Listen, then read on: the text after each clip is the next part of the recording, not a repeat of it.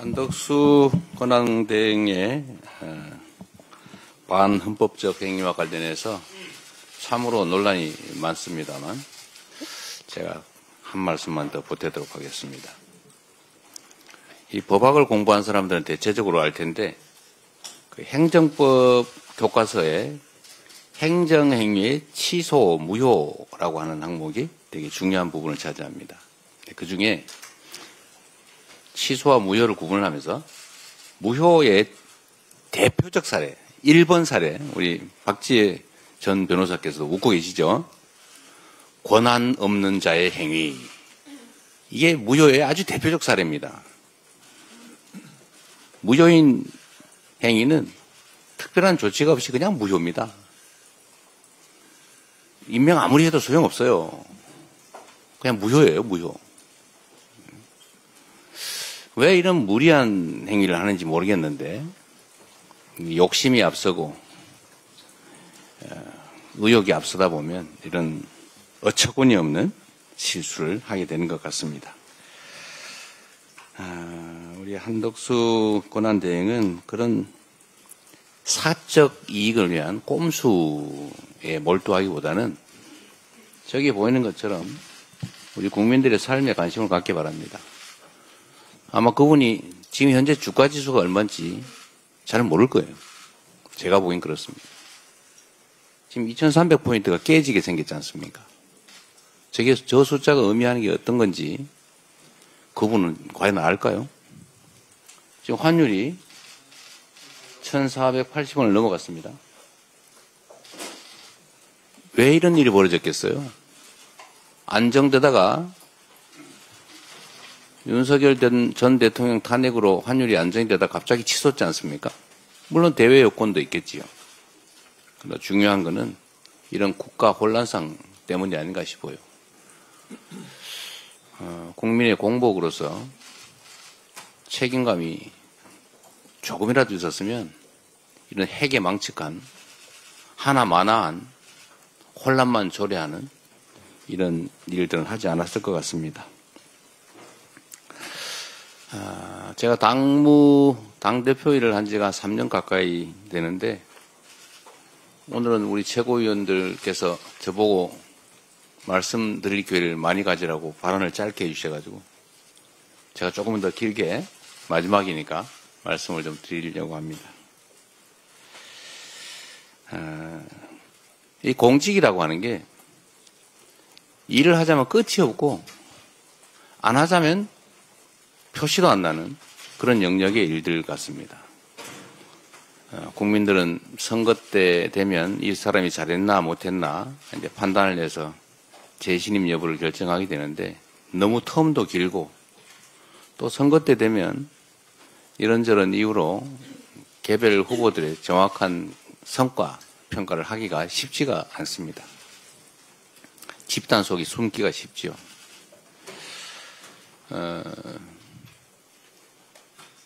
그런데 또 한편으로 보면 이 공직이라고 하는 게 게으르고 무책임하고 사욕이 많은 그런 사람이 놀기도 좋지만 다른 한편에서는 의욕을 가지고 열정을 가지고 실력을 발휘하면 정말로 큰 일을 할 수가 있습니다. 큰 성과를 만들 수가 있죠. 엄청난 차이가 날 수 있습니다.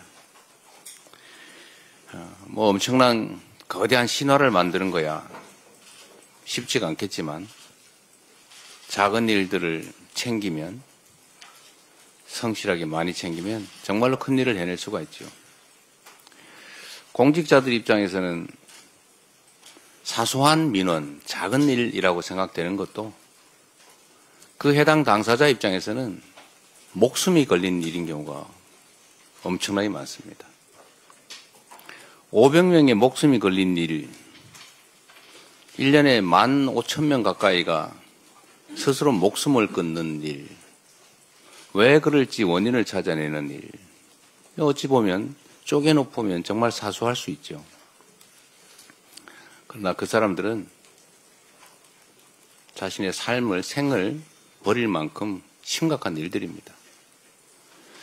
민원이라고 하는 이름으로 우리 각 행정기관, 정치권에 전달되는 그 수없이 많은 민초들의, 우리 국민들의 목소리, 그 민원을 취급하는 공무원 또는 그 일을 맞닥뜨리는 정치권, 소위 정부 영역에서는 뭐 별거 아닌 일들인 경우가 많죠.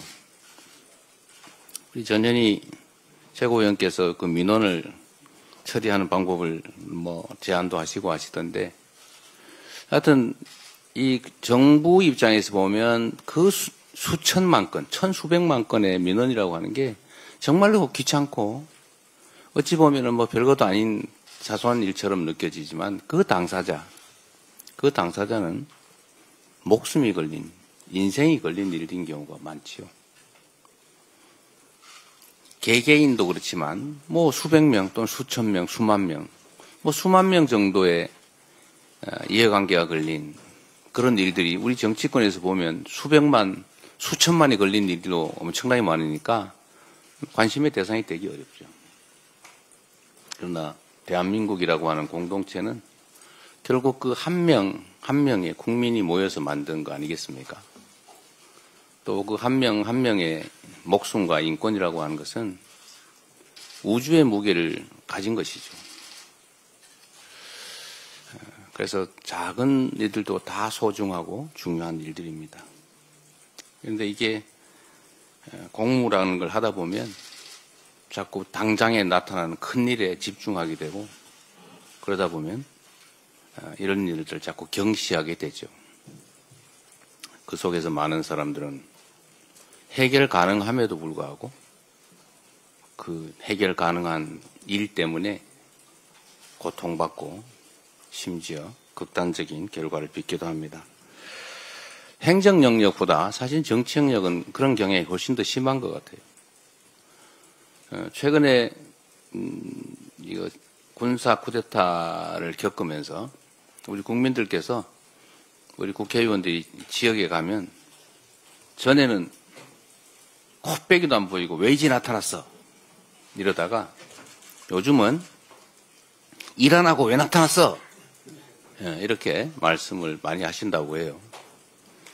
전에는 이 인간이 어디 가서 맨날 놀기만 하면서 어디 동네 인사라도 다녀야지 인사도 안 다니네 이렇게 생각하다가 요즘 보니까 정말로 할 일도 하고 고생도 많이 하고 밥값을 안 해. 더 중요한 일을 해야지 왜 동네 이런 행사에 나타나? 이런 생각을 하게 된 것 같습니다. 국회나 공직자에 대한 국민들의 평가가 많이 바뀌신 것 같아요. 실제로 제가 보기에는 몇 년 사이에 많이 바뀐 것 같습니다. 우리 홍성국 최고위원이 경제는 민주당 이런 강의를 아침마다 하신다는데 일주일에 2번 하세요? 일주일에 한 번씩 하는데 아마 국민 여러분께서는 좀 놀라실 텐데 그 아침 7시에 하죠? 8시에 아침 8시에 일주일에 한 번씩 하는데 무려 60-70명의 국회의원이 그 공부하러 모입니다. 매주. 근데 그 모임만 있는 건 아니에요. 수없이 많은 모임들이 있죠. 지금 국회의원들이 정말로 공부 열심히 합니다. 뭐 국민의힘이 어떻게 하는지 잘 모르겠어요. 최소한 민주당 의원들은 열심히 공부합니다. 그리고 아마 한번 되돌아보면 작년 총선이 끝난 다음에 거의 매일 비상사태였어요. 휴회도 거의 없었죠. 그리고 거의 비상대기에 많은 일들이 있었습니다.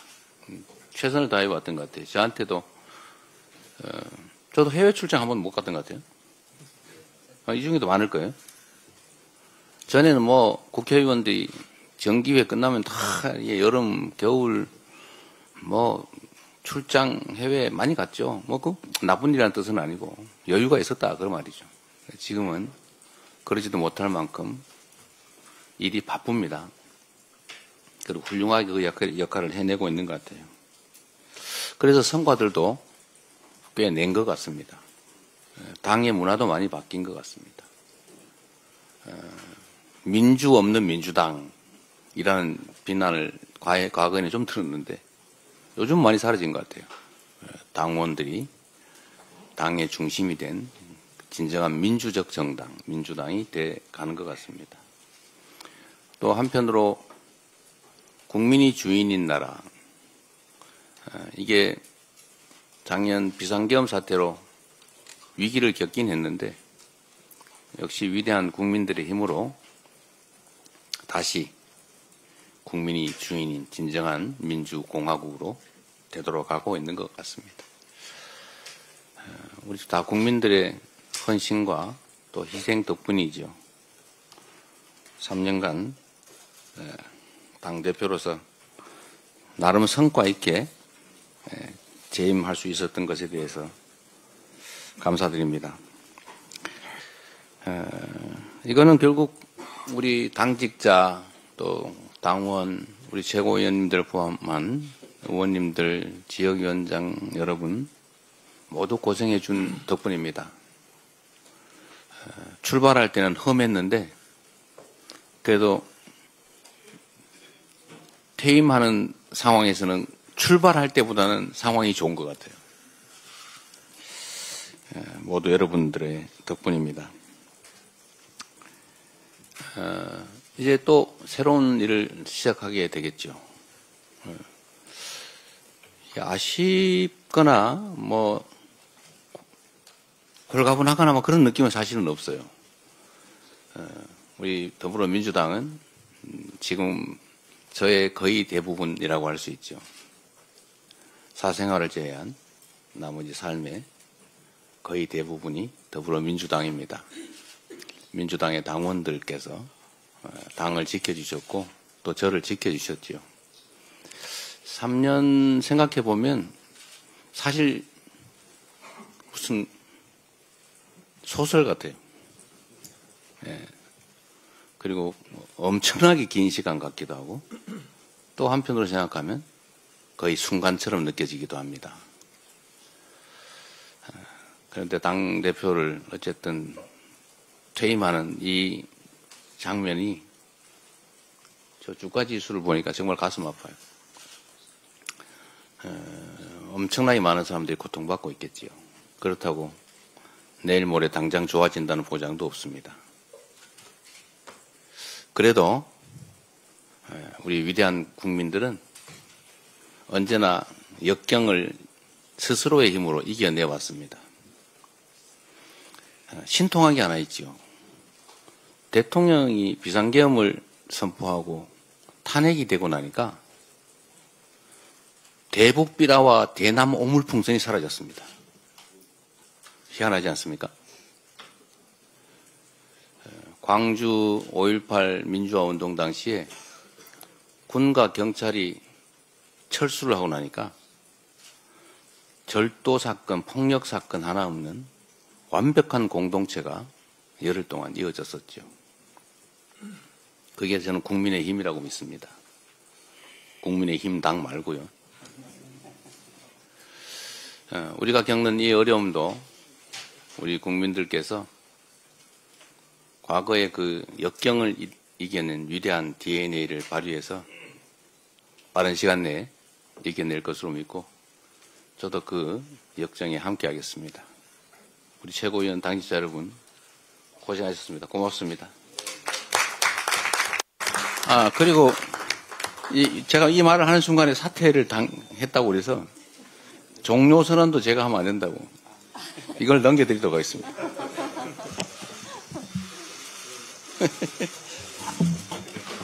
이렇게 넘겨드리겠습니다. 자리도 바꿔드릴까요? 네, 정회선언도 우리 박찬대 직무대행께서 해주시기 바랍니다. 정회선언입니까? 예. 말씀 한번 하세요. 예. 인계받는. 어떻게 대표님? 네. 2022년 8월 18일부터 오늘까지 아까 우리 한준호 최고께서 얘기했는데 234일이 지났습니다. 네. 이재명 대표와 함께 국민과 함께 울고 국민과 함께 울었고 또 국민과 함께 민주주의를 지켜낸 기간이었다고 생각합니다. 또 우리 민주당은 당원 중심의 대중정당으로 세계 정당사에 또 새로운 이정표도 열었습니다. 대표님께서 다시 대표직을 내려놓고 또 새로운 길을 가는데 그 장도에 국민과 함께 저희가 같이 가겠다 이런 말씀 드리고요. 그동안 정말 대표로서 수고 많이 하셨다 이런 말씀 드리겠습니다. 대표님 오늘이 최고위원 몇 차인 줄 아십니까? 100차라면서요? 100차 이거 이상한데. 요게 100차인데요. 100차인데요. 백찬데요. 이 이후에는 박찬대 갑니다. 네. 제 100차 최고위원회를 정해하겠습니다. 네. 자, 이재명 우리 대표님 수고하셨습니다. 큰 박수 부탁드립니다. 그리고요, 우리 밖에 그 현관에 나가서 같이, 우리 지도부, 우리 주요 당직자분들 사진은 또 하나 찍겠습니다. 네.